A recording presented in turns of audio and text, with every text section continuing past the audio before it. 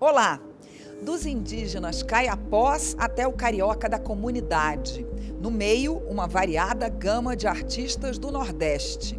A exposição Olhar Manifesto, um recorte brasileiro, espalhada aqui pelo 10º andar do anexo 4 da Câmara, traz um belo e importante panorama dos últimos 100 anos da arte brasileira, tradicionalmente chamada de popular. Os artistas que participam dessa mostra normalmente não tiveram uma formação acadêmica. Muitos aprenderam o ofício com seus pais ou mesmo sozinhos, por intuição. A maior parte das obras dessa coleção, uma colaboração com a galeria Otto Reifschneider, é composta por nordestinos hoje renomados. Estão aqui as pequenas esculturas do mestre Vitalino, que retratam o dia a dia do interior de Pernambuco. Cidades do Agreste, como a Grande Caruaru, de onde ele vinha, e a menorzinha, mas também importante em termos artísticos, Bezerros. Aliás, eu não posso deixar de contar que eu, filha de pernambucanos, passei a infância nas feiras dessas duas cidades, comprando esses barrinhos, como a gente chamava, que depois serviam para montarmos a fazenda das nossas bonecas Suzy. Os cavalinhos, boizinhos e grupos de pessoas em seus afazeres como este, feitos pelo mestre Vitalino ou inspirados na arte dele, fizeram parte da infância de muitas crianças nordestinas. Adornam casas até hoje, de lá para cá foram sendo cada vez mais valorizados. Boa parte dessa parede é dedicada ao grande J. Borges, desenhista, xilogravurista, escritor de literatura de cordel. J. Borges nasceu em 1935 e morreu há pouco tempo, em julho desse ano, com 88 anos.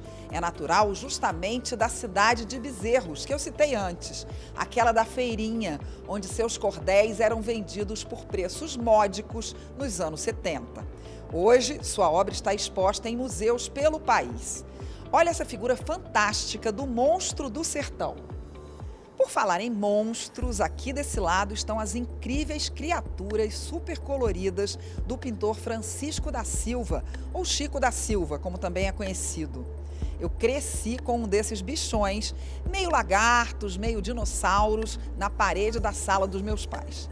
Atualmente, mestre Vitalino, J. Borges e Francisco da Silva, como ele preferia assinar, são reconhecidos pela crítica internacional e colecionados por instituições essenciais, como lembra o texto de apresentação da exposição.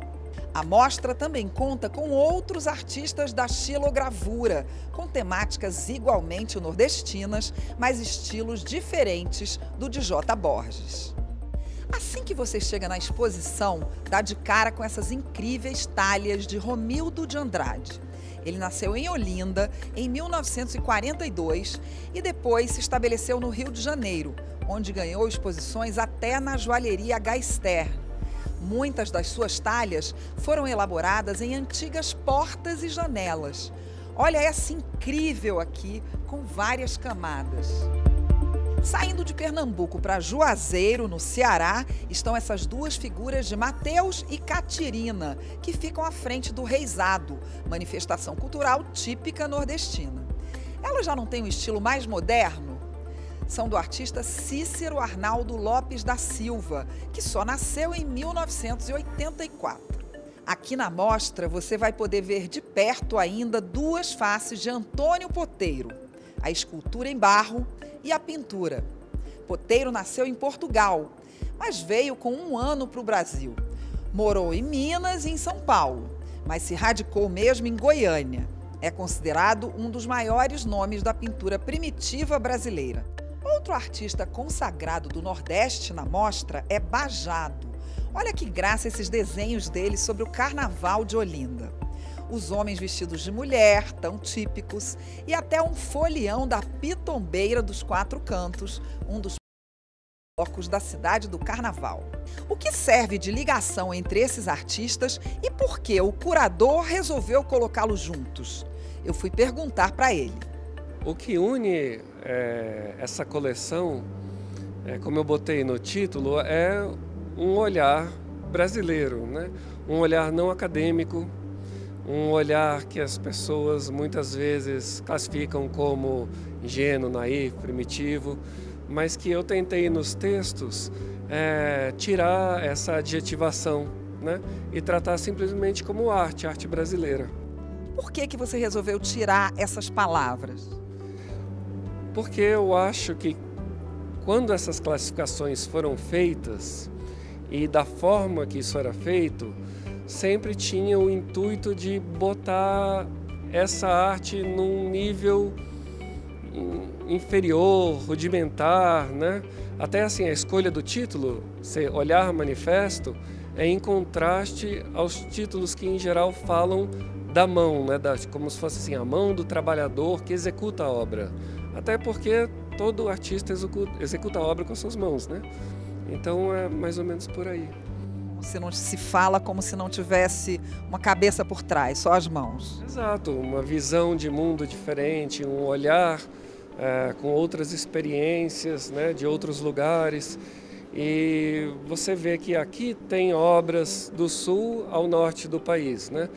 Existe, claro, uma concentração maior no Nordeste, em Pernambuco, parte em Ceará, em Minas, aliás, também, né? Porque esses estados, ao longo das últimas décadas, politicamente incentivaram a arte, né? A arte local. Então, por isso ela ficou tão conhecida, mas ela existe em todos os lugares, né? Como é que surgiu a coleção? Olha, eu comecei a colecionar essas coisas tem muito tempo.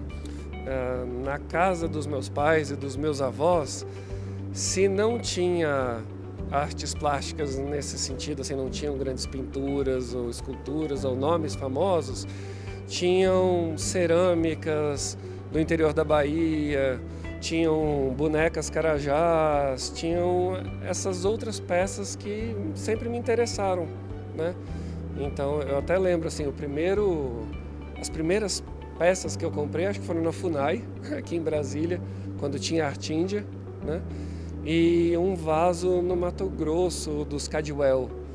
O que tem que você achou assim mais especial? Tem algumas coisas aqui de Rio e São Paulo ali que acho que você estava me mostrando antes e queria falar um pouco sobre elas.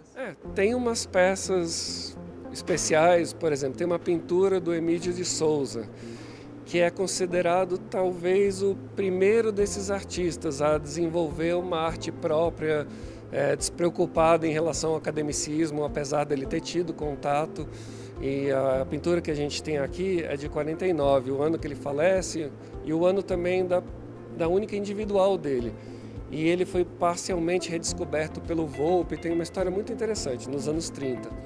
A gente tem também duas pinturas do Chico da Silva, que nos últimos anos foi redescoberto pelo grande mercado, inclusive internacional, né? E é bacana porque tem uma dos anos 60, que tem uma particularidade que é a digital dele. E tem muito quadro com a digital que é meio que um borrãozinho, mas a digital mesmo ela tinha um corte no dedo, dá para ver com muita clareza. E tem um quadro dos anos 80, do final da vida dele, que é quando ele tinha passado por um período turbulento, o nome dele entrou em xeque no sistema das artes e ele passou a produzir sozinho, né? E é muito curioso, não dá para a gente ver aqui, mas atrás do quadro, o quadro ele é cheio de autenticações do próprio Chico, dizendo que ele fez, quando ele fez, que ele mesmo fez, né? Então, tem várias peças interessantes.